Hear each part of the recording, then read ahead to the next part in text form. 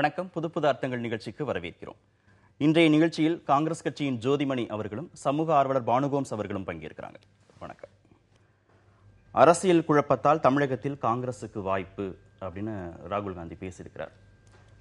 திமுக தலைவர் திரு கருணாநிதியுடைய சட்டப்பேரவை வைர விழாவுக்கு வந்திருந்த திரு ராகுல் காந்தி ஒரு நாள் தங்கியிருந்து சத்தியமூர்த்தி பவனுக்கும் போய் கட்சி நிர்வாகிகளை சந்தித்து பேசியிருக்கிறார். அதில் தமிழகத்தில் அரசியல் குழப்பம் இருக்குது, அதை காங்கிரஸ் கட்சிக்காரங்க பயன்படுத்திக்கணும் அப்படின்னு சொன்னதாக செய்தி சொல்லுது. வாய்ப்பு அப்படின்னா என்ன வாய்ப்புன்னு சொல்கிறாருன்னு புரிஞ்சுக்கிறது. இல்லை, இன்னைக்கு தமிழக அரசியல் சூழலில் ஒரு மிக குழப்பமான ஒரு சூழல் இருக்குது. ஒரு அதிமுகங்கிற ஒரு பெரிய கட்சி அதனுடைய கட்டுக்கோப்பை இழந்து இரண்டாக பிரிந்து ஒரு அதிமுக தொண்டர்கள் மத்தியில் ஒரு பெரிய குழப்பம் இருக்கு. அது ஒரு பெரிய கட்சிக்குள்ள நடக்கிற குழப்பம். ரெண்டாவது, தமிழக அரசியல் சூழல் இன்னைக்கு குறிப்பா ஜல்லிக்கட்டு போராட்டத்திற்கு அப்புறம் ஏராளமான இளைஞர்களும் பெண்களும் அரசியல் மயப்படுத்தப்பட்டிருக்காங்க. ஸோ இவங்க மத்தியில் எந்த கட்சிக்கு போறது, இல்லை கட்சிகள் மீது இவங்களுக்கு ஏராளமான விமர்சனங்களும் இருக்கு. இந்த மாதிரி ஆனால் அவங்க ஒரு அரசியல் நிலைப்பாடு எடுக்க விரும்புறாங்க. ஸோ இந்த மாதிரியான ஒரு சூழல் மிக நீண்ட காலத்திற்கு அப்புறம் ஒரு அரசியல் மயப்படுத்தப்பட்ட சூழலுக்கு இன்னைக்கு தமிழகம் வந்திருக்கு.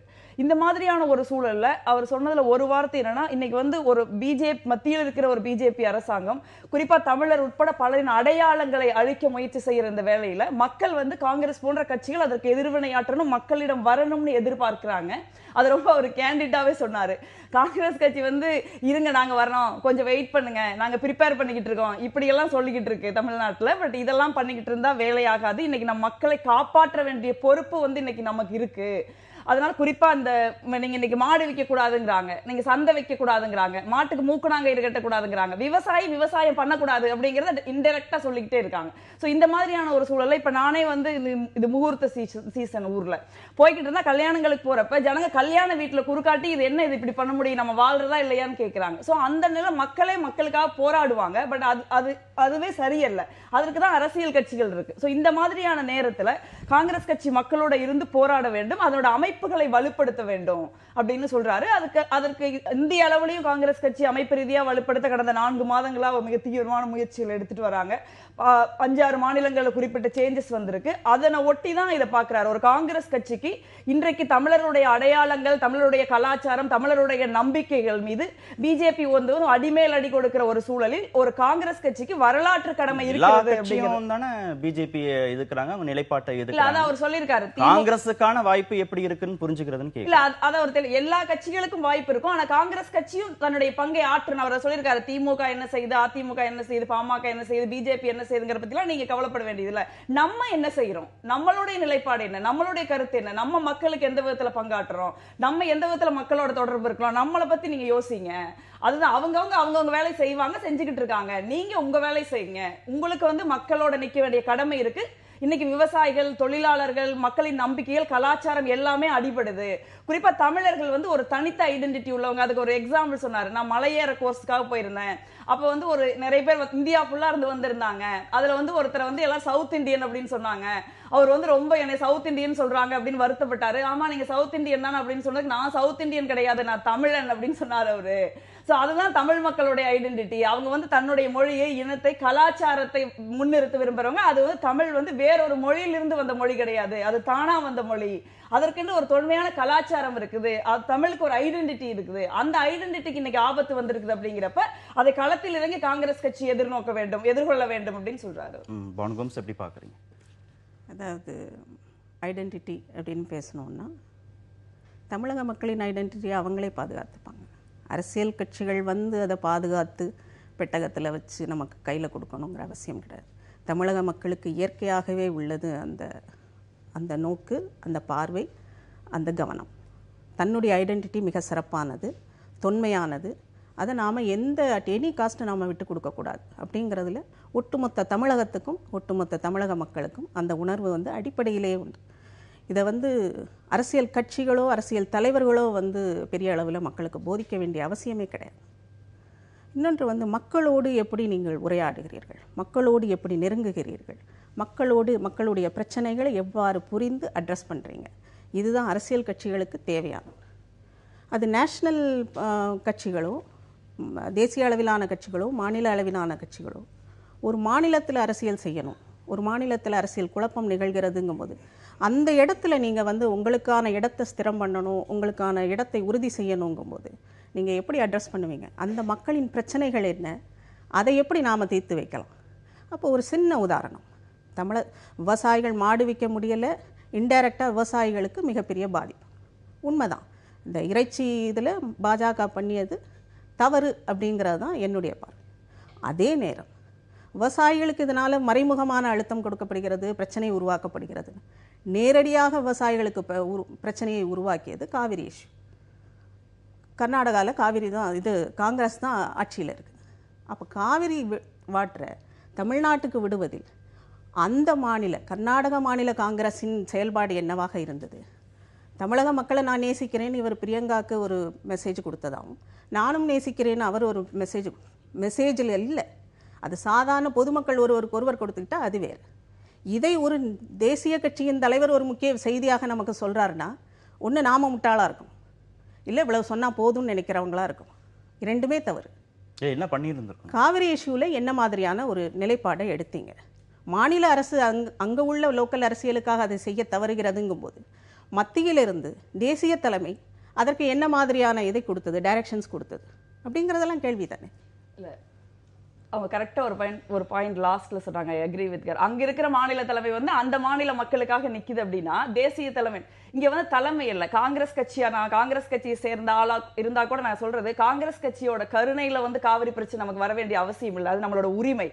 மத்தியில் இருக்கிற அரசாங்கம், எந்த அரசாங்கமா இருந்தாலும் சரி, தமிழர்களுடைய உரிமையை உறுதி செய்யணும். இதே போன்ற ஒரு சூழல் வந்தப்ப கடந்த முறை பாஜக ஆட்சி வந்து இருந்தது கர்நாடகாவில். மன்மோகன் சிங் அவர்கள் நீங்க தண்ணியை திறங்க அப்படின்னு உறுதியா சொன்னாரு. அன்னைக்கு பிஜேபி அரசு முரண்டு பிடிச்சிட்டு தண்ணியை திறந்தாங்க.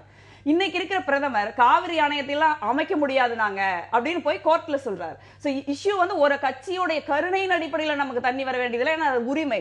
அதை செய்ய வேண்டிய மத்திய அரசாங்கம் நீங்க வந்து வேடிக்கை பார்த்துக்கிட்டு பேச மாட்டேன்னுக்கிட்டு, நீங்க காவிரி நீங்க வந்து கெஜெட்ல வந்துருச்சு, நீண்ட போராட்டத்துக்கு பின்புதான் அது கெஜெட்ல வந்ததுங்கிறத நான் மறுக்கல.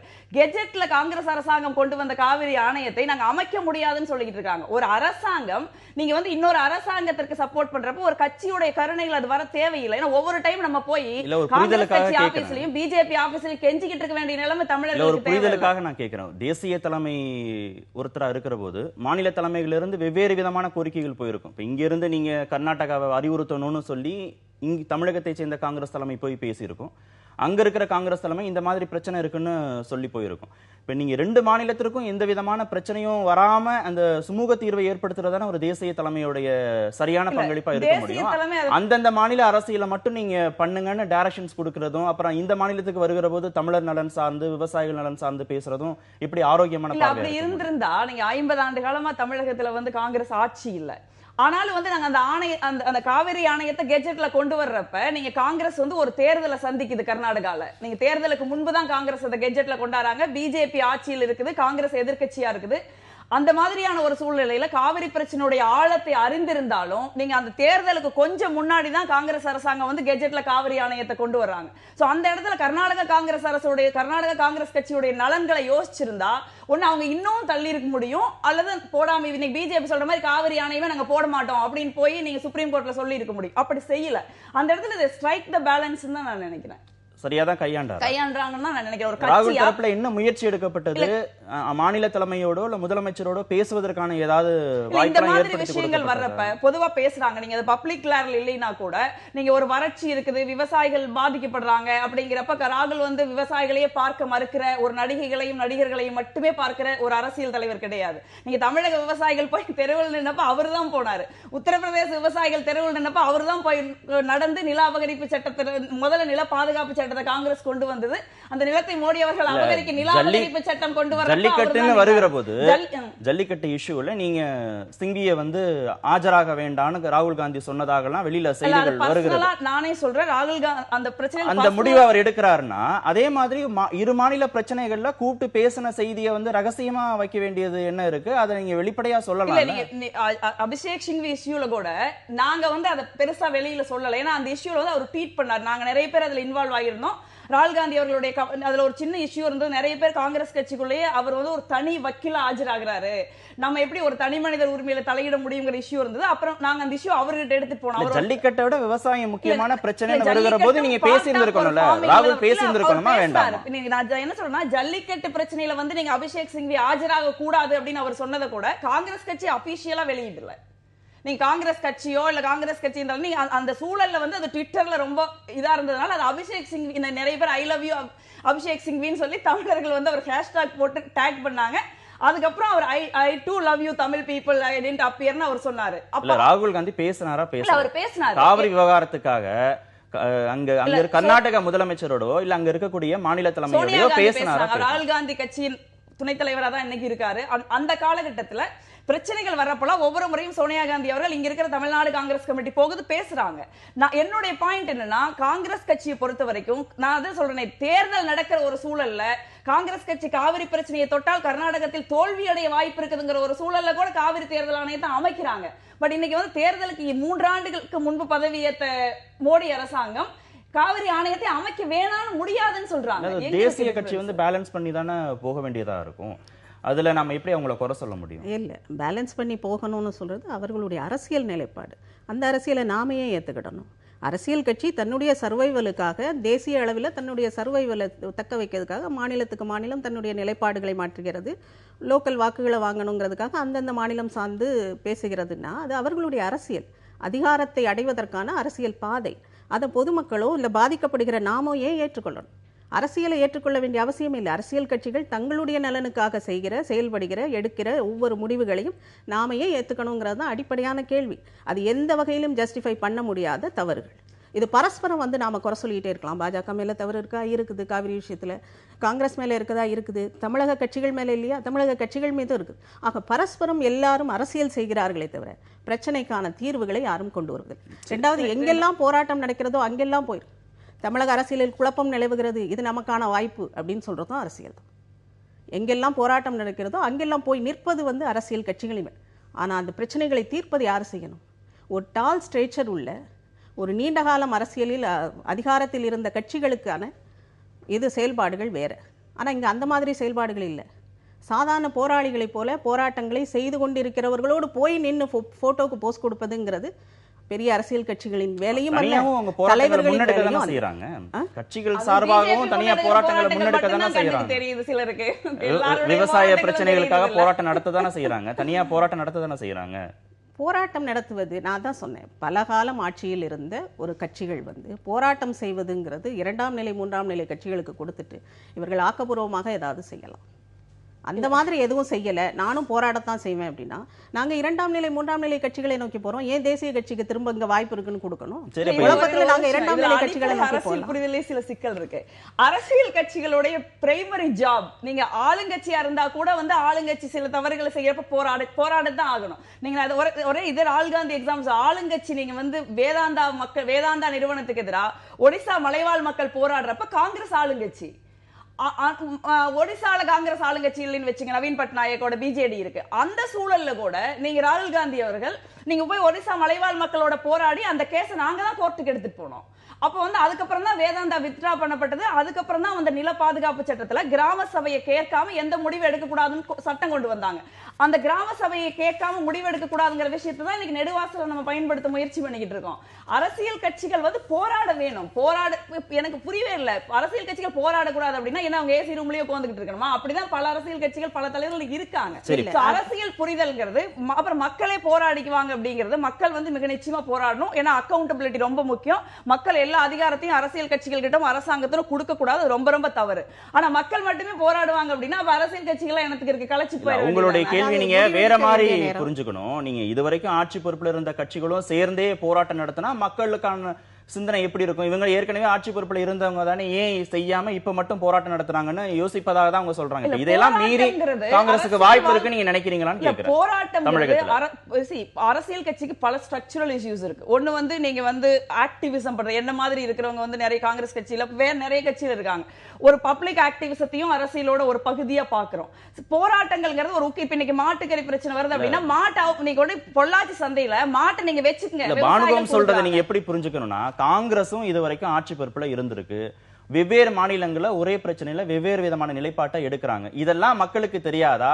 வெறும் போராட்டங்கள் மட்டும் போதுமா? இதையெல்லாம் மீறி மக்களுடைய ஆதரவு உங்களுக்கு கிடைச்சிரும், நீங்க சொல்ற அந்த வாய்ப்பை உங்களால பயன்படுத்திக்க முடியும் நீங்க நினைக்கிறீங்களான்னு கேக்குறேன். போராட்டங்கள் மட்டுமே அரசியல் கட்சிகள் பண்ணிக்கிட்டு இருந்தாங்கன்னா இன்னைக்கு உலகில் 3வது பொருளாதாரமா நம்ம இருந்திருக்க மாட்டோம், 4வது பெரிய ஆர்மியா நம்ம இருந்திருக்க மாட்டோம், உணவு பற்றாக்குறை இல்லாத நாடா நம்ம இருந்திருக்க மாட்டோம், பால் வளத்துல முதல்ல இருக்கிற நாடா இருந்திருக்க மாட்டோம்.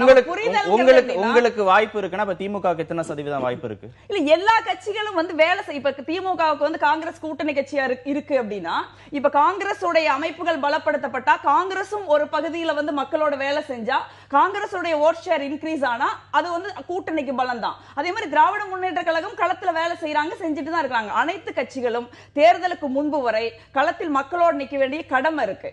அப்புறம் நீங்க வந்து செலக்டிவா படிக்கலாம், அது உங்க விருப்பம். நான் வந்து ரொம்ப தெளிவா சொல்றேன். அவர் சொல்றப்ப இன்னைக்கு வந்து மக்கள் அழுத்தத்திற்கு ஆளாக இருக்கிறார்கள். தமிழ்நாட்டு மக்கள் மீது கலாச்சார ரீதியான அடி விழுகிறது, பொருளாதார ரீதியான அடி விழுகிறது. இந்த நேரத்துல காங்கிரஸ் கட்சிக்கு மக்களோடு இருக்க வேண்டிய கடமை இருக்கு. இது வந்து நீங்க கூட்டணிக்கான பலம்னு பாக்குறதா, இல்ல காங்கிரஸ் தனித்து நிற்பதற்கான சிந்தனையில இருக்கு, திமுக விட்டு வெளியே வந்து தனித்து நிற்பதற்கான வாய்ப்பா யோசிக்குதுன்னு புரிஞ்சுக்கிறதா? இப்ப வந்து காங்கிரஸ் திமுக கூட்டணி இருக்கு, கூட்டணி இருந்தது, இப்பவும் இருக்கு, அதனோட தொடர்ச்சி இருக்கும். ஆனா அது இஷ்யூ இல்ல. தேர்தலுக்கு முன்பு வரை ஒவ்வொரு கட்சியும் களத்தில் தனிச்சு மக்களை சந்திக்கணும், மக்களோட நிக்கணும். அதற்கான வரலாற்று கடமை அரசியல் கட்சிகள் இருக்கிறது, அதற்கு காங்கிரஸ் கட்சிக்கும் இருக்கிறது. தமிழக காங்கிரஸ் கட்சி வந்து நீங்க அவரே சொன்ன மாதிரி அவ்வளவு சுறுசுறுப்பா எந்திரிச்சு கிரவுண்டுக்கு போக மாட்டேங்குது அப்படின்னு அவர் ஓப்பனாவே சொன்னார் நேத்து. ரெண்டு மேஜர் இஷ்யூ தமிழ்நாட்டை பொறுத்தளவுல தமிழக மண் சார்ந்த 2 பிரச்சனைகள் வந்து தேசிய கட்சிகள் எப்படி அணுகுன பழைய இதுல அப்படின்னா, ஒன்னு ஈழத்தமிழர்கள் பிரச்சனை, இன்னொன்று காவிரி இஷ்யூ. 2லையும் தோற்று போனது காங்கிரஸ். சரியாக செயல்படவில்லைங்கிற ஒரு கோபமும் வருத்தமும் ஆதங்கமும் தமிழக மக்கள்கிட்ட இருக்கு. இதை எப்படி, அதாவது புதிதாக இன்னும் கட்டமைக்க போறோம், இன்னும் மக்களிடம் நெருங்க போறோம். உங்களிடம் அதிகாரமும் கட்டமைப்புகளும் இருந்த போது நீங்கள் தமிழகத்தின் பிரச்சனைகளை, மிக முக்கியமான 2 பிரச்சனைகளை எப்படி அணுகுனீர்கள்? இப்ப புதிதா நீங்க வந்து திரும்ப கட்டமைச்சு என்னத்தை கொண்டு வந்துருவீங்க? அவ்வளவுதான். இல்ல, அந்த நம்பிக்கையின் மேலேயே செயல்பட முடியும் ஒரு கட்சி. அந்த நம்பிக்கையின் மேலேயே செயல்பட முடியுமா தொடர்ந்து? கடந்த கால தவறுகள்ல இருந்து பாடங்கள் கத்துக்கிட்டு மீண்டும் முன்னேறவே முடியாதுன்னு ஒரு முடிவாக்கு நீங்க வர மாதிரி தெரியும். 100 நாள் வேலை செய்யறவங்க தமிழக, குறிப்பா இந்த வறட்சியில விவசாயமே உடைந்து போன ஒரு சூழ்நிலையில் 100 நாள் வேலை செய்யறவங்க 2 கோடி பேர் தமிழ்நாட்டுல. நீங்க அதுக்கு போனீங்கன்னா கிராமங்கள்ல அதுக்கு பேர் சோனியா காந்தி திட்டம்னு பல ஊர்கள்ல சொல்றாங்க. 2 கோடி மக்கள் இன்னைக்கு வந்து 100 நாள் வேலையை வைத்துதான் பிழைக்க வேண்டிய ஒரு கட்டாயம் இருக்கு. சிறு குறு விவசாயிகள் கூட இன்னைக்கு 100 நாள் வேலை. நீங்க பிஜேபினே நீங்க பேசுறோம், நாம தமிழக அரசியலை பத்தி யோசிச்சுட்டே இருக்கோம். இல்ல, நான் அதான் சொல்றேன், பிஜேபி பேசல கார்த்தி. 2 கோடி தமிழக மக்களுக்கு 100 நாள் திட்டம் வேலை கொடுத்திருக்கிறது. நான் பிஜேபி எங்க வருது? 100 நாள் வேலை திட்டத்தை கொண்டு வந்தது காங்கிரஸ் அரசு. 75,000 கோடி ரூபாய் விவசாய கடனை காங்கிரஸ் கட்சி தள்ளி இருக்கு. தமிழ்நாட்டில் மட்டும் 14 லட்சம் மாணவர்களுக்கு கல்வி கடன் கொடுத்திருக்கு. மோடி அவர்கள் அரசாங்கம் வந்த அப்புறம் பல முதல் கையெழுத்து போட்டாங்க, அதுல கல்வி கடன் இல்லைங்கிறது ஒண்ணு. இன்னைக்கு small scale industries, medium scale industry, குறிப்பா நான் கரூர் கொங்கு பெல்ட்ல இருந்து வரேன். இன்னைக்கு வந்து நாங்க அதை வந்து பேக் போனா காங்கிரஸ் கட்சி வச்சிருந்தாங்க. இன்னைக்கு வந்து பெரு நிறுவனங்களுக்கு மட்டுமே சப்போர்ட் பண்ற ஒரு அரசுனால கொங்கு மண்டலமே இன்னைக்கு உருக்குலைஞ்சு போன ஒரு சூழல் இருக்கு. இன்னைக்கு வந்து பல லட்சம் பேருக்கு வேலை கொடுத்த எங்களுடைய பகுதி வந்து இன்னைக்கு தடுமாறிட்டு இருக்கு. சோ இந்த மாதிரி இப்ப 14th ஃபைனான்ஸ் கமிஷன்ல 6,000 கோடி ரூபாயை பிஜேபி தமிழ்நாட்டுக்கு குறைச்சிருக்காங்க. எதன் அடிப்படையில் குறைச்சிருக்காங்க? தமிழ்நாட்டிற்கு வந்து ஏராளமான விஷயங்களை காங்கிரஸ் கட்சி செய்திருக்கு. அதை தமிழக மக்கள் உணர்வார்கள். சிலருக்கு வந்து செலக்டிவா காங்கிரஸ் கட்சி தமிழக மக்களுக்கு செய்த நல்ல விஷயங்கள் தெரியறது இல்ல, பட் மக்களுக்கு தெரியும். மக்கள் தானே எண்ட் ஆஃப் தி டே ஓட்டு கிடையாது. ராகுல் காந்தி சொன்ன வாய்ப்புங்கிறது நீங்க ஏற்கனவே சொன்ன மாதிரி அதிமுக அணிகள்ல இருக்கக்கூடிய குழப்பங்களின் அடிப்படையில சொன்ன ஸ்டேட்மெண்ட்னு எடுத்துக்கிறதா, இல்ல இந்த இடைப்பட்ட காலத்துல காங்கிரஸ் கட்சி தமிழகத்துல வளர்ந்திருக்கிறதுனால அவர் வாய்ப்பு இருக்குன்னு சொல்றாருன்னு புரிஞ்சுக்கிறதா? இல்ல, நீங்க ஒட்டுமொத்தமாக முன்னே தெளிவா சொன்னேன். ஒண்ணு அதிமுக இருக்கிற குழப்பம், 2வது அரசியல் மயப்படுத்தப்பட்ட ஒரு சமூகம் வந்து தமிழகத்துல வந்து ஜல்லிக்கட்டுக்கு அப்புறம் நிச்சயமா உருவாகி இருக்கு.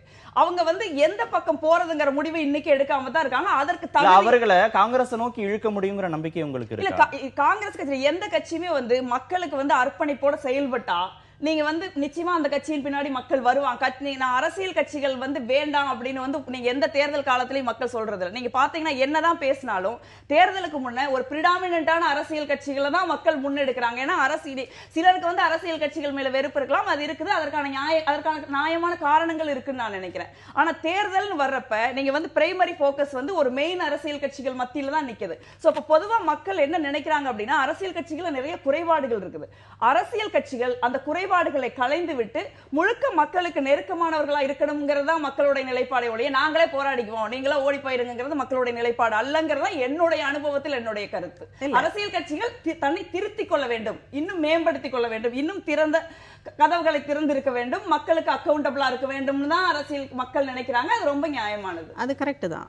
மக்கள் நினைக்கிறது ஒவ்வொரு அரசியல் கட்சியும் தன்னுடைய தவறுகளை திருத்திக் கொள்ள வேண்டும், தங்களை இன்ட்ராஸ்பெக்ட் பண்ணணும், தங்களுடைய தவறுகளிலிருந்து திருத்தி மாற்றங்களை மக்கள் உணர்வுகிற மாதிரி முன்னெடுக்க வேண்டும். கட்சி அளவில் எந்த கட்சி என்ன மாற்றத்தை முன்னெடுத்திருக்கு இவ்வளவுதான் கேள்வி. எல்லாம் சொல்றேன், எல்லா அரசியல்வாதிகளும் ஜோதிமணின்னு இல்லை, எல்லா அரசியல் கட்சியை சேர்ந்த எல்லா அரசியல்வாதிகளும் ஆமா மக்கள் எப்படி விரும்புறாங்க சொல்றதோட சரி, எந்த மாற்றத்தை எந்த கட்சி தன்னுடைய தவறிலிருந்து திருத்திக் கொண்டு மாற்றத்தை முன்னெடுத்திருக்கிறது இவ்வளவுதான். இந்த கேள்விக்கு பதிலே கிடையாது. அப்ப வெறுமனே டால் ஸ்டேட்மெண்ட்ஸ் கொடுத்துட்டு போயிட்டே இருக்கலாம். அது அரசியல். அந்த அரசியலை நம்பி ஏமாறுவதற்கு மக்கள் தயாராக இல்லை, தமிழக இளைஞர்கள் தயாராக இல்லை. நீங்க புரிஞ்சுக்கலாம், அரசியல் மயப்படுத்தப்பட்ட இளைஞர்கள் ஜல்லிக்கட்டு போராட்டத்திற்கு பிறகு அரசியல் மயப்படுத்தப்பட்ட இளைஞர்கள் எந்த கட்சியை தேர்ந்தெடுக்கணுங்கிற குறித்து ஒரு கூடுதல் விழிப்புணர்வோடு இருக்கிறாங்கிறதா அவங்களுடைய பார்வை. அவங்க முடிவு செய்ய மாட்டாங்களா எந்த கட்சி வேணும்னு முடிவு செய்ய மாட்டாங்களா? தமிழக மக்கள் ஜல்லிக்கட்டுக்கு அப்புறம் தான் அரசியல் மயப்படுத்தப்பட்டாங்களா? கிடையாது. 60களிலிருந்து 50களிலிருந்து அரசியல் மயப்படுத்தப்பட்ட சமூகம் தான் தமிழ் சமூகம். எந்தெந்த இது அந்தந்த சீசன்ல எது மிகப்பெரிய பிரச்சனையாக பேசப்பட்டு எது மிக வலுவாக முன்னெடுக்கப்படுகிறதோ அந்த அரசியல் மயப்படுத்தப்பட்டு தான் மக்கள் இங்க தொடர்ந்து இருந்துட்டு இருக்காங்க. தமிழ் சமூகம் அப்படியானதுதான். ஜல்லிக்கட்டுக்கு அப்புறம் தான் அரசியல் மயப்படுத்துதாங்கன்னா தமிழக மக்களை ரொம்ப நம்பிக்கையோட சொல்றாங்க இல்லையா? காங்கிரஸ் பண்ண முடியாது. நான் சொல்றது இன்னைக்கு 18 வயசுல இருக்கிற இளைஞர்கள் 50 வயசுக்கு முன்ன இல்ல. If I am not wrong, இன்னைக்கு 18 வயசுல இருக்கிறவங்க 18 வருஷமா தான் இருக்காங்க. 18 வருஷமா நீங்க பாத்தீங்கன்னா அவங்களுக்கு 50 வயசு 58 68 வயசு 50 பிளஸ் 68 வயசு எல்லாம் கிடையாது. நான் சொல்றது இன்னைக்கு இருக்கிற இளைய தலைமுறை, அது குறிப்பா 50 வருஷத்துக்கு முன்னாடி இல்லாத இன்னைக்கு 11வது 12வது முடிச்சுட்டு வந்த இளைய தலைமுறை, இன்னைக்கு காலேஜ் ஃபர்ஸ்ட் இயர்ல இருக்கிற இளைய தலைமுறை, இவங்களுக்கு ஒரு அரசியல் விழிப்புணர்வு வருவதற்கு ஜல்லிக்கட்டு போராட்டம் மிக நிச்சயமா காரணமா இருந்தது. அதில் நிறைய அரசியல் அவங்க பேசினாங்க. ஜல்லிக்கட்டு மட்டுமல்ல, பல்வேறு அரசியல்களை பேசினாங்க. எனக்கு தெரிஞ்ச என்னோட நான் பணிபுரிகிற, நான் ஏதாவது உங்க இயற்கை சீற்றங்கள் பல பகுதியில் வேலை செய்யறப்ப, நாங்க கிராமத்துல பணிபுரியறப்ப என் கூட வேலை செஞ்ச பசங்க பல பேர் ஜல்லிக்கட்டு போராட்டத்துக்கு போனாங்க. அதுக்கு முன்னெல்லாம் அக்கா அரசியல் வேண்டாம் அப்படி சொல்லுவாங்க. அவங்க இன்னைக்கு அரசியல் ரீதியா அவங்க பேச தயாரா இருக்காங்க. சோ அந்த ஒரு கிராஸ் ரூட்ல ஒரு இளைய தலைமுறையை ராகுல் காந்தி தமிழகத்துல இழுக்க முடியும் அவங்களுக்கு ஒரு நம்பிக்கை இருக்கு. அது எல்லா அரசியல் கட்சிகளுக்கும் அந்தந்த தலைவர்கள் மீது அவர்கள் நம்பிக்கை வைத்து அந்தந்த அரசியல் கட்சிகளை சேர்ந்தவங்க அப்படித்தான் பேசுவாங்க. அதை எப்படி இல்லைன்னு சொல்ல முடியாது, அது அவர்களுடைய உரிமை தானே. இல்ல முடியுமான்னு கேக்குறேன். முடியுமாங்கிறது என்னுடைய பார்வையில் கிடையாதுங்கிறது. ஏன்? என்ன விதத்துல நம்பிக்கை வைத்து இளைஞர்கள் ஒவ்வொரு கட்சி தலைவர் பின்னால போகணும்னா அந்த மாநிலத்தினுடைய பிரச்சனைகளை அட்ரஸ் பண்ணியிருக்கணும், இல்ல தங்களுடைய கடந்த கால தவறுகளை திருத்தி கொண்டிருக்க வேண்டும். இந்த ரெண்டும் கட்சிகள் எந்த கட்சிகளாவது செய்திருக்கிறதா அப்படின்னா எந்த கட்சிக்குமே அந்த மாதிரியான ஒரு ரெக்கார்டே இல்லை. என்ன ஒண்ணு வேண்டாம் சகோதரி, இங்க இருக்கிறதுனால நான் கேட்கிறேன், காங்கிரஸ்ல கடந்த கால தவறுகளிலிருந்து நாங்க இந்த மாற்றத்தை கொண்டு வந்திருக்கிறோம்னு என்னத்தை சொல்லுங்க? நான் சொல்றேன், உங்களுக்கு தெரியல, எனக்கு தெரியல. குறிப்பா அரசியலுக்கு வர்றது அப்படின்னாலே ஒரு பணக்காரங்க வீட்டுல இருந்து, இல்ல ஒரு அரசியல் ரீதியான வாரிசா இருக்கிறவங்க வீட்டுல இருந்து, இல்ல உங்களுக்கு ஒரு சமூகத்துல உயர்மட்டத்தில் இருக்கிறவங்க மட்டும்தான் வர முடியும். ராகுல் காந்தி இதை பல டைம் சொல்லிருக்காரு, நானே victim of I am the symptom of the disease அப்படின்னு சொல்லி. ஃபர்ஸ்ட் டைம் இளைஞர் காங்கிரஸுக்கு மாணவர் காங்கிரஸுக்கு இந்தியாவிலே உலகத்திலேயே இளைஞர் மாணவர் அமைப்புகளுக்கு தேர்தல் நடத்துற ஒரே அமைப்பு காங்கிரஸ் கட்சி தான். அதுலயும் குறிப்பா நீங்க தேர்தல்ல ஊழல் குற்றச்சாட்டுல தண்டிக்கப்பட்டிருந்தா மட்டும்தான் நீங்க 6 வருஷம் போட்டியிட முடியாது. மத்த எந்த கிரிமினல் குற்றத்துக்காக நீங்க தண்டிக்கப்பட்டிருந்தாலும் நீங்க போட்டியிட முடியும். காங்கிரஸோட இளைஞர் காங்கிரஸ் மாணவர் காங்கிரஸ் தேர்தல்ல கிரிமினல் குற்றத்திற்காக 4.5 வருஷம் உங்களுக்கு காக்னிசபிள் அஃபென்ஸ் நீங்க செஞ்சிருந்தாலே இளைஞர் மாணவர் காங்கிரஸ்ல நீங்க உறுப்பினராகவோ தேர்தல பூத் கமிட்டியில கூட நீங்க தேர்தல்ல போட்டியிட முடியாது. அதே மாதிரி மாணவர்கள் வர்றப்ப இதெல்லாம் நீங்க கட்சிக்குள்ள இருக்கக்கூடிய விஷயங்கள் அதான் கேக்குறாங்க. கட்சிக்குள்ள போய் சந்திக்கிறது, மக்களுடைய நம்பிக்கையை பெறுறது, அவங்க சொன்ன மாதிரி கடந்த கால தவறுகள்ல இருந்து காங்கிரஸ் திருந்தி இருக்கு, மாறுபட்ட சிந்தனையில இருக்குங்கிற முடிவுக்கெல்லாம் மக்கள் எப்படி வந்தாங்கன்னு கேக்குறேன். நீங்க சமீபத்தில் நடந்த சட்டமன்ற தேர்தல்களை கூட நீங்க எடுத்துக்கோங்க. ராகுல் ஒரு முகமாக நிறுத்தி, பிஜேபி சொல்ற மாதிரி மோடி ஒரு முகமாக நிறுத்தி அவங்களால வெற்றி பெற முடியும்னு நம்பிக்கை வைக்கிற மாதிரி ராகுலால அது மாதிரி நிற்க முடியுதா? காங்கிரஸால அப்படி தைரியமா சொல்ல முடியுதா? எங்களுடைய முகம் ராகுல்னு சொல்லி வெற்றி வெற்றி பெற முடிகிறதா? இல்ல, மிக நிச்சயமா நீங்க 50 ஆண்டு காலமா அந்த குடும்பத்தோட முகத்தை நிறுத்தி தான் நாங்க வெற்றி பெற்றிருக்கோம். பட் அது மட்டுமே காரணம் இல்ல. ஏன்னா ஒரு அமைப்பு வந்து வேணும். நீங்க மோடி அவர்கள் ஒரு முகத்தை நீங்க நிறுத்தினீங்க, அதனோட பலன் இன்னைக்கு இந்தியா முழுக்க அனுபவிக்குது. நீங்க ஒரு தனி மனிதரை நிறுத்தி இன்னைக்கு அவர் அதிகாரத்தை எல்லா பக்கம் குவிக்கிறார். தமிழருக்கு ஒரு அடையாளம் இருக்கக்கூடாது, கன்னடருக்கு ஒரு அடையாளம் இருக்கக்கூடாது, மலையாளிக்கு ஒரு அடையாளம் இருக்கக்கூடாது, பஞ்சாபிக்கு ஒரு அடையாளம் இருக்கு. மொத்த அடையாளம் இந்தியாவா தான் இருக்கு. ஹிந்தியா தான் இருக்கணும், ஹிந்துத்துவா தான் இருக்கணும். குறிப்பா இன்னைக்கு இந்துங்கிற ஒரு அடையாளம்ங்கிறது நீங்க பகவத்கீதை ஆழமா படிச்சவங்களுக்கு தெரியும். நீங்க அது வந்து எல்லாருக்குமான, அனைத்து மக்களுக்குமான ஒரு அமைதியான ஒரு விஷயத்தை வந்து பகவத்கீதை போதிக்குது. ஆனா பகவத்கீதை சொல்ற ஒரு விஷயத்தை நேர் எதிரா எடுத்து ஒரு ஒற்றைத்துவத்தை வந்து அவங்க உருவாக்க நினைக்கிறாங்க. ஒரு தனி மனிதரின் கையில், அது யாரா இருந்தாலும் நான் சொல்றேன், அது ராகுல் காந்தியா இருக்கலாம், இல்ல மோடி அவர்களா இருக்கலாம், ஒரு தனி மனிதரை முன்னிறுத்தி ஒரு தனி மனிதரை ஒரு அதிகாரத்தை குவிக்கிற ஒரு விஷயத்தை ஒரு ஜனநாயகம் செய்யவே கூடாது. அது தவறு. அந்த தவறை தான் இன்னைக்கு நம்ம அனுபவிச்சுக்கிட்டு இருக்கோம். இல்லை, அவர் சொல்லும்போதே அந்த கான்ட்ரடிக்டரி ஸ்டேட்மெண்ட் தான் எனக்கு தான், மற்ற எல்லாத்தையும் விட அதுதான் எனக்கு கவனத்தில். ஒரு நேரம் சொல்கிறாரு ராகுல் காந்தி, நானே அந்த விக்டிம் ஆஃப் த டிசீஸ் தான், ஒரு குடும்ப இதில் இருந்தேன். இன்னொரு பக்கம் அந்த குடும்பத்தின் முகத்தை நிறுத்தி தான் நாங்கள் 50 வருடமாக ஆட்சியில் இருந்தோம். டிசீஸா இல்லை பாசிட்டிவான விஷயமா அவர் தான் சொல்லுவோம். இல்லை, மக்கள் இது வந்து நாங்களே போய் நாங்க நிறுத்தி எடுத்துக்க முடியாது. 50 ஆண்டு காலமாக ஒரு குடும்பத்திற்கு வாக்களிச்சிருக்காங்க. they are actually elected, they are not selected. that's not அவங்க வந்து ஒரு டைனாஸ்டியா இருந்தாலும் நீங்க நினைக்கிற மாதிரி ஒரு Chola dynasty. Modi is also elected தானே? Modi is also elected. நான் அவர் எலெக்ட் பண்ண தப்புனே சொல்லலையே. நான் என்ன சொன்னா, அதிக Modi also elected, Vajpayee also elected, VP Singh also elected, because we are a democracy, we are a proud democracy. so எலெக்ஷன்ல பிரச்சனை இல்லை. நான் சொல்றது வந்து நீங்க வந்து மக்கள் வாக்களிச்சிருக்காங்க அப்படின்னா people trusted that family, அதனால வாக்களிச்சிருக்காங்க ஒண்ணு. ஆனா அப்ப கூட வந்து அதனுடைய பெனிஃபிட் இருந்தா கூட அவர் அமைப்பு ரீதியான மாற்றங்களை முன்னெடுக்கிறார். காங்கிரஸ் கட்சிக்குள்ளே அதுக்கு ரெசிஸ்டன்ஸ் இருக்கு. நான் அவரோட நாங்களாம் அந்த அமைப்பு ரீதியான மாற்றங்கள் முன்னெடுக்கிற 6 ஆண்டு காலகட்டத்தில் நாங்க அதனோட ஒரு பகுதியா இருந்தோம். இன்னைக்கு என்னை மாதிரி நிறைய பேர் வெளியில வந்திருக்காங்கன்னா அது காங்கிரஸ் கட்சி 10 ஆண்டு காலமா எங்களை எல்லாம் கவனமா. எங்க வேறுபாடு? மோடிங்கிற தனி மனிதரை முன்னிறுத்தி பிஜேபி ஆட்சிக்கு வருது, அவருடைய சித்தாந்தங்கள், அந்த கட்சியோட ஐடியாலஜி வருதுன்னா அப்ப காங்கிரஸும் அந்த குடும்பம் சார்ந்த சிந்தனைகளை தானே கொண்டு வந்திருக்குங்கிறதா அவங்களுடைய வாதம். இது வரைக்கும் வரலங்கிறது உங்க ஜஸ்டிஃபிகேஷன். ஏன்னா மக்கள் வந்து ரொம்ப விழிப்போடு இருப்பாங்க. இப்ப காங்கிரஸ் கட்சி தவறு பண்ணுது அப்படின்னு நினைச்ச காலங்கள் எல்லாம் காங்கிரஸ் கட்சி வந்து இந்திரா காந்தியோட தேர்தல் தோல்வி அடைஞ்சிருக்காங்க. எந்த கட்சிக்குமே மக்கள் வந்து ரூத்லெஸ்ஸா தான் இருக்காங்க. ஒரு மக்கள் வந்து இந்திய ஜனநாயகத்தை பொறுத்த வரைக்கும் மக்கள் வந்து பெரும்பாலான தேர்தல்களை ரொம்ப விழிப்போட தான் வாக்களிக்கிறாங்க. அப்படி மாற்றி வாக்களிக்கும் பொழுது அதற்கு நியாயமான காரணங்கள் மக்களுக்கு இருக்கு. ஒரு கட்சி தவறு பண்ணிருச்சு அப்படின்னு நினைச்சாங்க அப்படின்னா நிச்சயமா அந்த கட்சியை மாத்துறாங்க. சோ அப்படி இருக்கிற 50 ஆண்டுகள்ங்கிறது ஒரு சாதாரண விஷயம் இல்ல. அது ஒரு ஜனநாயக நாட்டுல ஜனநாயக அமைப்புகள் நேரு மட்டுமே 17 வருஷம் இருந்திருக்காரு. நீங்க அதுவும் வந்து தெருவுக்கு தெரு தெய்வங்கள் இருக்கிற ஒரு நாட்டுல நாத்திகன்னு தன்னை ப்ரொக்ளைம் பண்ணிக்கிட்ட ஒருத்தர் வந்து 17 வருஷம் அவர் உயிரோடு இருக்க வரைக்கும் ஒரு மக்கள் ஓட்டு போட்டிருக்காங்கன்னா அது சாதாரண விஷயம் கிடையாது. எமர்ஜென்சிக்கு அப்புறம் Indira Gandhi was brought back with a massive brutal majority. So அதனால வந்து நீங்க வந்து சிம்பிளா அப்படிலாம் சொல்லிட்டு போயிட முடியாது. இத்தனை வசதிகள் இருந்தா கூட ராகுல் காந்தி ஏன் அமைப்பு ரீதியான மாற்றங்களை முன்னெடுக்கிறாருன்னா, இப்ப நீங்க வெஸ்டர்ன் டெமோக்ரஸில எல்லாம் பாத்தீங்கன்னா அங்க அமைப்பு தான் முக்கியம், ஆள் முக்கியம் இல்ல. நீங்க ஒபாமா இருக்கலாம் அல்லது நீங்க வந்து ட்ரம்பா இருக்கலாம், கூட அமைப்பு ரொம்ப வலுவா இருக்கு. நீங்க ட்ரம்ப் அவர்கள் நினைச்சா கூட இன்னைக்கு அந்த அமைப்பை சிதைக்க முடியல. நம்ம பாக்குறோம், நீங்க மீடியாக்கள் எதிர்த்து போராடுறாங்க, மக்கள் எதிர்த்து போராடுறாங்க. ஒரு அதிபர் அவர் வந்து எலெக்ட் ஆயிட்டாரு, நம்ம இப்பதானே ஓட்டு போட்டிருக்கிறோம், அவருக்கு ஒரு ஹனிமூன் பீரியட் கூட கொடுக்க அமெரிக்கா தயாரா இல்ல. அவர் வந்து நீங்க முதல் கையெழுத்துல இருந்து ஜனங்க போராடுறாங்க. ஏன் அப்படின்னா அமெரிக்க ஜனநாயகத்தில் அமைப்புகள் வலுப்படுத்தப்பட்டது, ஆட்கள் தலைவர்கள் வலுப்படுத்தப்பட்டதல்ல.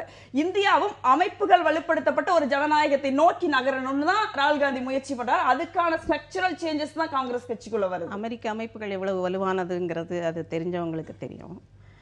ரெண்டாவது, டிசீஸ்னு சொல்லிட்டு மக்கள் நிறுத்தினா வாக்களிக்கத்தான் செய்வாங்க. மக்களுக்கு ஆப்ஷன் இல்லைன்னா வாக்களிக்கிறது, யாரு நின்னாலும் வாக்களி. டிசீஸ்னு உங்களுக்கு தெரியுதுன்னா அந்த டிசீஸை நீக்க வேண்டியது யாரு? மக்கள் டிசீஸ்னு சொல்லலை, ஆனா நீங்க டிசீஸ்னு சொல்றீங்க. அப்ப நீக்க வேண்டியது யார்?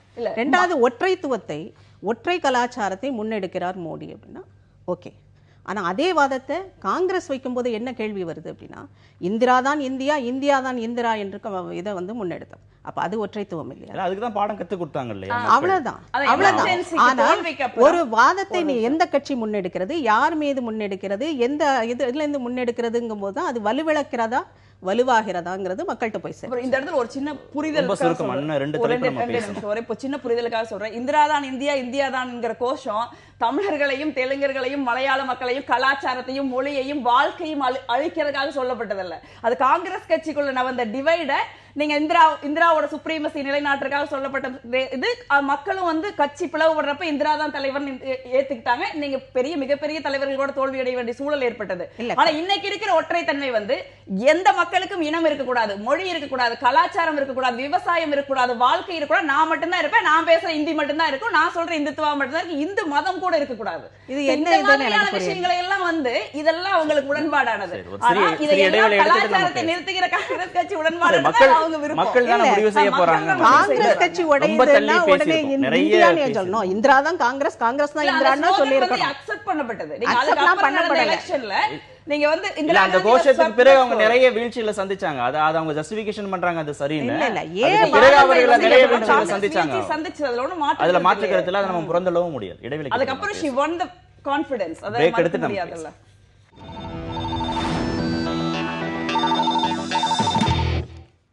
வாங்கிய லஞ்சத்தை திருப்பி அளிக்கும் அதிகாரிகள் அப்படின்னு ஒரு செய்தி இருக்கு. ஆந்திர அரசுடைய புதிய திட்டம் இது. சமீபத்திய கணக்கெடுப்பின்படி அதிக ஊழல் நடைபெறும் மாநிலங்களில் கர்நாடகா முதலிடம். கர்நாடகாவில் காங்கிரஸ் ஆட்சி பொறுப்பில் இருக்கு. ஆந்திராவில் வந்து 2வது இடம் ஆந்திர பிரதேசம், அதுக்கு அடுத்த இடத்துல இருக்கு. அதனால மக்கள்கிட்ட வாங்கக்கூடிய அந்த லஞ்ச பணத்தை அதிகாரிகள் திருப்பி கொண்டு போய் கொடுக்கக்கூடிய ஒரு புதிய திட்டத்தை செயல்படுத்துறாங்க. 1100 அப்படின்ற எண்ணுக்கு மக்கள் அழைச்சு நான் யாருக்கு லஞ்சம் கொடுத்தேன் அப்படின்னு அவங்க சொல்லிடுவாங்க. அந்த புகார் பதிவு செய்யப்பட்டோம். அதிகாரிகள் தரப்புல இருந்து அவங்களே போய் திருப்பி கொடுத்துட்டாங்கன்னா நடவடிக்கை இல்லை. அது மாதிரி பொய் புகாராக இருந்தாலும் நடவடிக்கை எடுக்கப்படும் அப்படின்னு அவங்க செயல்படுத்தியிருக்காங்க. இது வரைக்கும் 12 பேர் கொண்டு போய் கொடுத்துருக்குறாங்க வாங்கியிருக்கிற மக்கள்கிட்ட. எப்படி பார்க்குறாங்க அந்த திட்டத்தை? அது ஊழலை ஒழிக்க எதை தின்றால் பித்தம் தெளியும் அப்படிங்கிற மாதிரியான ஒரு நடவடிக்கை தான். அந்த அளவில் அதை நீக்கணுங்கிற இன்டென்ஷன், அந்த நோக்கம் வந்து சரியானது, அது பாராட்டத்தக்கது. ஆனால் இது எவ்வளோ தூரம் சக்ஸஸை கொடுக்குங்கிறது கேள்வி தான். ஏன்னா வந்து யார் வேணாலும் நான் இந்த அதிகாரி கொடுத்தேன் அந்த அதிகாரி கொடுத்தேன்னு சொல்லலாம். ஒன்று நிஜமாகவே கொடுத்த சம்பவங்கள், இல்லை அதிகாரிகளை பிடிக்காமல் இல்லை ஏதாவது ஒரு இதில் வந்து கொடுத்தேன் அப்படின்னு சொல்லி என்ன நடக்குதுன்னு பார்க்கலாம் அப்படின்னு ஜஸ்ட் ஃபார் ஃபன் கூட செய்யலாம். அதை எப்படி முன்னெடுப்பது? அப்போ அதுக்கான ஒரு விசாரணை நடத்தணும். எவ்வளவு தூரம் அந்த விசாரணைக்கு அந்த துறை சார்ந்தவர்கள் தங்களுக்குள் எவ்வளவு தூரம் ஏன்னா ஒவ்வொரு துறை சார்ந்து நீங்கள் ஏதாவது ஒரு குறைய சொன்னீங்கன்னா அந்த துறை சார்ந்த ஒட்டுமொத்த துறையும் சேர்ந்து அவங்கள வந்து டிஃபெண்ட் பண்ணுறதை நாம் பார்க்கணும். அப்போ அந்த விஷயம் எப்படி வெளியில் வரும்? அப்போ அந்த ப்ராசஸ் எவ்வளவு நாட்கள் எடுக்கும்? இது டைம் கன்ஸ்ட்ரெயின்ட் உண்டா? இது எல்லாம் சேர்ந்து தான் பார்க்கணும். அப்போ இது வந்து ஒரு டிடிஎஸ் ப்ராசஸாக தான் எனக்கு தெரியுது. அது அப்போ சக்ஸஸ் ரேட்டுங்கிறது எந்த அளவுக்கு கொண்டு வருங்கிறது கேள்வி. ஜோதிமணி, நோக்கத்தை வந்து பாராட்டலாம். அவங்க எப்படி எடுத்திருந்தாலும் நோக்கம் வந்து ஏதோ ஒன்று பண்றாங்க. பட் என்னன்னா இதெல்லாம் ஒரு விதமா இந்த மாதிரியான இம்ப்ளிமெண்டேஷன் மெத்தட் இருக்குதுல்ல, இதெல்லாம் ஒரு மாதிரி மக்களை ஏமாத்துற மாதிரி தான் எனக்கு தெரியும். ஸ்ட்ரக்சுரல் சேஞ்சஸ் வேணும். பஞ்சாயத்து அமைப்புகளுக்கு அதிக அதிகாரம் கொடுக்கணும். கிராம சபை வந்து மக்கள் தான் கிராம சபையில முடிவு செய்ய முடியும் இருக்கு. பஞ்சாயத்து பிரசிடென்ட் மெம்பர்ஸோட செய்ய முடியாது. அதை வந்து நம்ம வலுப்படுத்தணும். ஏன்னா தகவல் அறிவு உரிமை சட்டம் வந்து இன்னைக்கு குப்பை கூடைக்கே போயிருச்சு. அதை வந்து பழையபடி மீண்டும் வலுப்படுத்தணும். அப்புறம் ரெண்டாவது ஒரு பில் வந்து குறித்த காலத்தில் மக்களுக்கு சேவை செய்யறதுக்குன்னு ஒரு சட்டம் கொண்டு வந்தாங்க.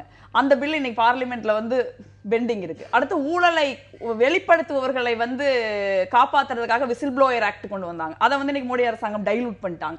சோ இந்த மாதிரி அமைப்பு ரீதியான மாற்றங்களை ஏற்படுத்தினா ஊழலை வந்து 80% குறைக்க முடியும். நீங்க சொல்ற ஸ்ட்ரக்சரல் சேஞ்ச்ங்கிறது பிஜேபியை சரிப்படுத்தணும் அப்படின்னு புரிஞ்சுக்கலாம். இல்ல அப்படின்னா இத ஒரு கட்சி விஷயமா பார்க்க விரும்பல நானு. இது ஒரு நாடு சம்பந்தப்பட்ட விஷயம். இதை வந்து ஸ்ட்ரக்சரல், நான் என்ன சொல்ல, பல ஸ்ட்ரக்சரல் சேஞ்சஸ் காங்கிரஸ் கொண்டு வந்திருக்காங்க. இப்ப இதே பஞ்சாயத்து ராஜ் சட்டத்தை நீங்க பல மாநிலங்கள் வந்து நல்லா இம்ப்ளிமெண்ட் பண்றாங்க. அதுல ஒண்ணு கேரளால எப்பவுமே ஊழல் குறைவா இருக்கிறது காரணம் என்னன்னு பாத்தீங்கன்னா அங்க அரசியல் ரொம்ப எளிமையா இருக்கும். மக்கள் ரொம்ப விழிப்புணர்வோடு இருப்பாங்க. ஒரு எம்எல்ஏ 48 மணி நேரத்துக்கு வந்து மக்கள் கண் பார்வையில இருந்து போயிட்டு அவர் அடுத்த எலெக்ஷன்ல ஜெயிக்க மாட்டார். சோ என்னோட பல நண்பர்கள் வந்து கேரளால எம்எல்ஏவா இருக்காங்க. நீங்க வந்து டெல்லியில் நாங்களாம் அசைன்மெண்ட் பண்றப்ப அவங்க வந்து வாரத்துக்கு 2 நாள் எம்எல்ஏஸ் போயிட்டு தான் வருவாங்க. சோ அந்த அளவுக்கு வந்து ஒரு விழிப்புணர்ச்சி இருக்குது. ஸ்டேட் ரெவென்யூல 30% வந்து கிராம சபைக்கு போயிருது. இங்க வந்து 8.5% தான் கிராம சபைக்கு போகுது. சட்டமன்ற உறுப்பினர்கள் வந்து வாரத்துல 2 நாட்கள் தொகுதி மக்களோட 48 மணி நேரத்துக்கு மேல நீங்க விசிபிலிட்டில இல்லாம இருக்கவே முடியாது. நீங்க வந்து முழுக்க தொகுதியில தான் இருந்தாகணும். வாரத்துல 5 நாட்கள் 7 நாளுமே இருந்தா தான் நல்லதுங்க. 7 நாட்களுமே இருந்தா தான் நல்லது.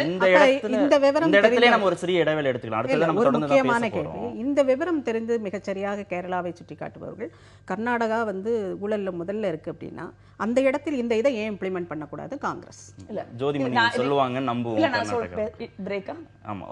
நம்ம சட்டமன்ற உறுப்பினர்கள் தொகுதிக்கு போறது, நாடாளுமன்ற உறுப்பினர்கள் தொகுதிக்கு போறதை பத்தி தான் விரிவா பேச போறோம். இடைவேளை எடுத்து நம்ம தொடர்ந்து பேசலாம். மக்களவைக்கு 5 எம்பிக்கள் மட்டுமே 100% வருகை தந்திருக்கிறாங்க அப்படின்னு செய்தி இருக்கு. கடந்த 3 ஆண்டுகள்ல அவங்க எடுத்த புள்ளிவரத்தின் அடிப்படையில் சொல்றாங்க. நீங்க ஏற்கனவே பேசிட்டு இருந்த செய்தியோட தொடர்புபடுத்தி தான் இதை பார்க்கலாம். பெரும்பாலான நாட்கள், வாரத்துல 7 நாட்களும் தொகுதியில் இருக்கணும் கேரளாவில், இல்லைன்னா மக்கள் அடுத்த முறை அவங்கள தேர்ந்தெடுக்க மாட்டாங்க அப்படின்னு சொன்னீங்க. இது எப்படி புரிஞ்சுக்கிறது? தொகுதியில இருக்கணும் அப்படின்னா அவங்க சட்டமன்றத்துக்கோ நாடாளுமன்றத்துக்கோ போக முடியாது, அங்க போனா தொகுதிக்கு வர முடியாது, எப்படி புரிஞ்சுக்கலாம்? இல்ல இது பேலன்ஸ் பண்ண முடியாது. அதுக்கு முன்னே அவங்க சொன்னதை சொல்லிடுறேன். கர்நாடகாக்கு நான் முதல்ல சொன்னேன், இந்த மாதிரி சீப்பான அரசியல சில இடங்கள் நம்ம கொண்டு வரக்கூடாது, அதனால தான் நான் பிஜேபி பத்தி பேசலன்னு சொல்றேன். பட் அவங்க they want to track it answer. இப்போ கர்நாடகா, நான் கேரளான்னு சொல்றப்ப அங்க வந்து கம்யூனிஸ்ட் கட்சி ஆட்சி நடக்குது. கம்யூனிஸ்ட் கட்சி ஆட்சி நடக்கிற மாநிலம்ங்கிறதுனால அதை சொல்ல அதை வந்து நம்ம அவ்வளவு மலிவா பார்க்க கூடாது, அது தவறு. கர்நாடகால கூட நிறைய விஷயங்கள் அவங்க இம்ப்ரூவ் பண்ண ஒர்க் பண்றாங்க. அப்புறம் ஒரு ஆட்சிங்கிறது தொடர்ச்சி, ஒரு ஊழல்ங்கிறதோ இல்ல ஒரு நல்ல விஷயங்கிறதோ ஒரு தொடர்ச்சி தான்.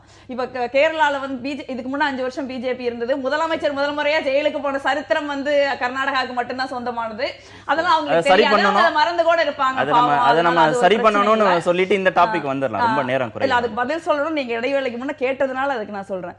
என்னன்னா இதுல 2-3 விஷயம் இருக்கு. நீங்க அரசியல் கட்சியினுடைய தலைவர்கள் பார்லிமெண்ட்டுக்கு போறதுலயோ இல்ல சட்டமன்றத்துக்கு போறதுலயோ கொஞ்சம் நிறைய சிக்கல் இருக்கும். ஏன்னா அது வந்து ஒரு எடிட்டரை நீங்க ஏன் ஃபீல்ட் ரிப்போர்ட்டிங் போகலன்னு கேக்குற மாதிரி.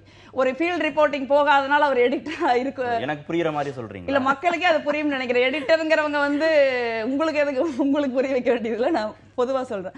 எடிட்டருங்கிறவங்க வந்து உள்ள இருந்து வேலை செய்வாங்க. அவங்க உள்ள இருந்தாதான் நிறைய வேலைகள் நடக்கும். ஃபீல்ட் ரிப்போர்ட்டர் ஃபீல்டுக்கு போவாங்க.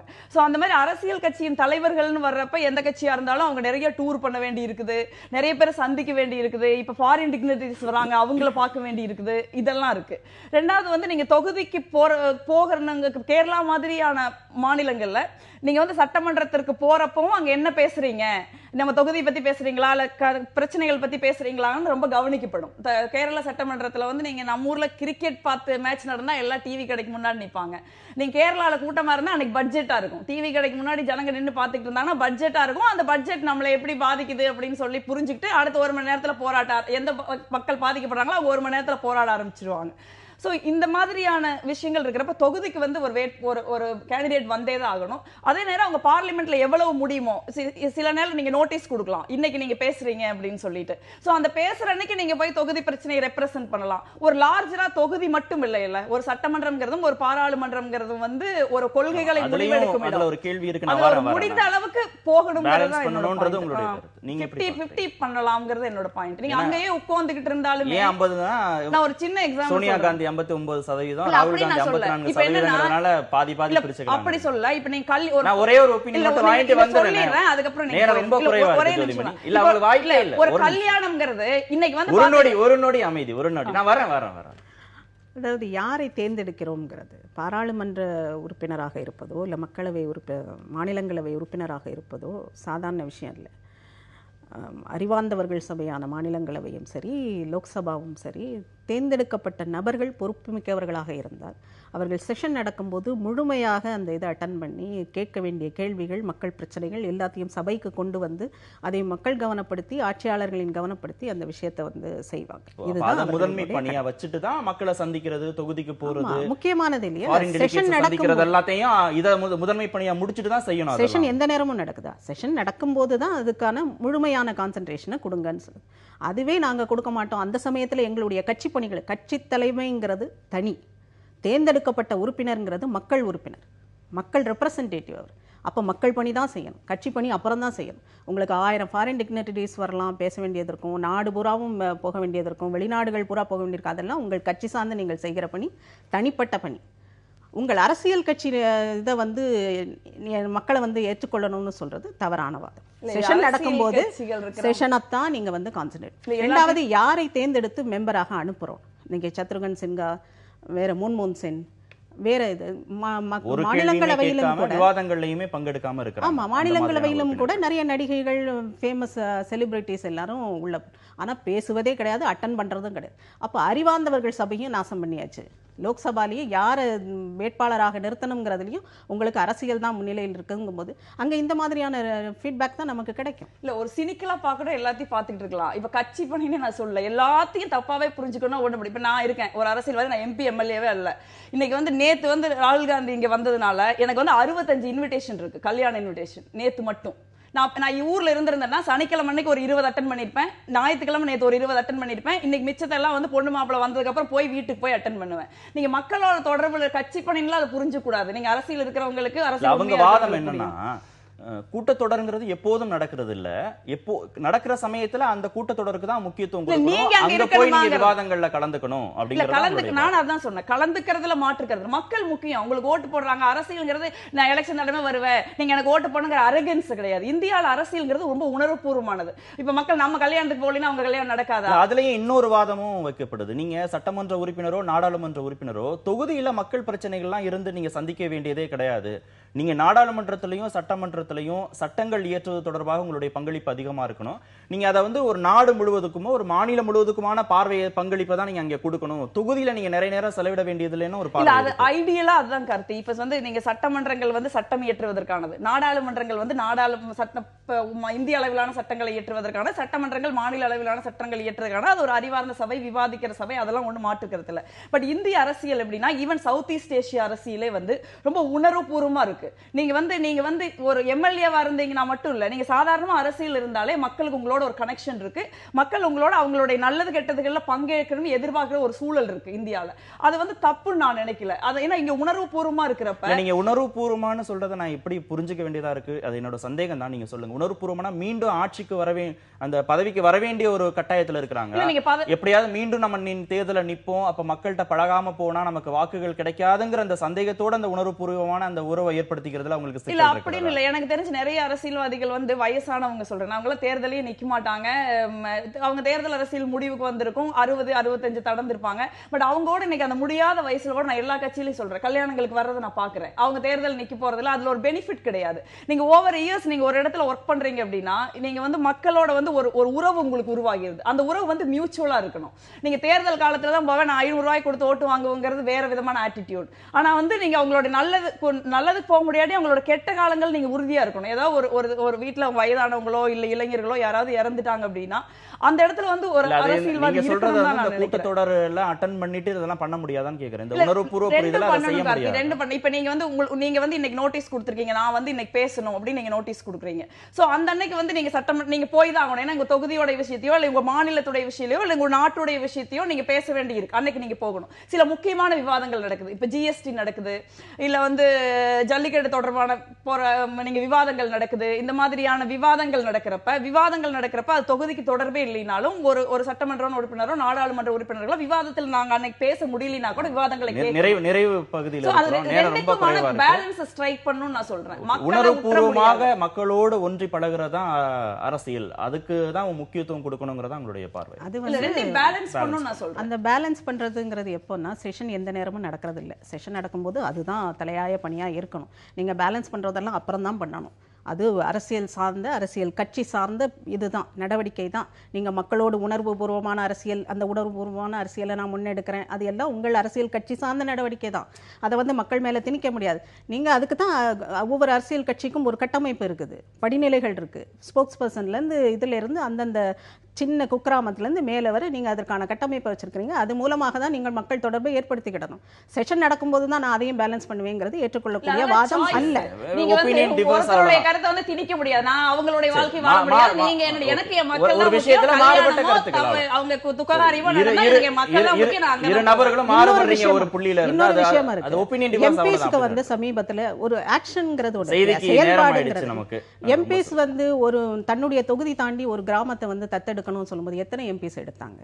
இதெல்லாம் தான் செயல்பாடு. எம்பியாக இருக்கும்போது நீங்கள் செய்ய வேண்டிய செயல்பாடு, உங்கள் கொடுத்திருக்க அதிகாரமும் நிதியும் கொண்டு நீங்கள் செய்ய வேண்டிய செயல். இது எத்தனை பேர் ஃபெயிலியர் ஆயிருக்காங்க, ஏன் ஆறாங்க?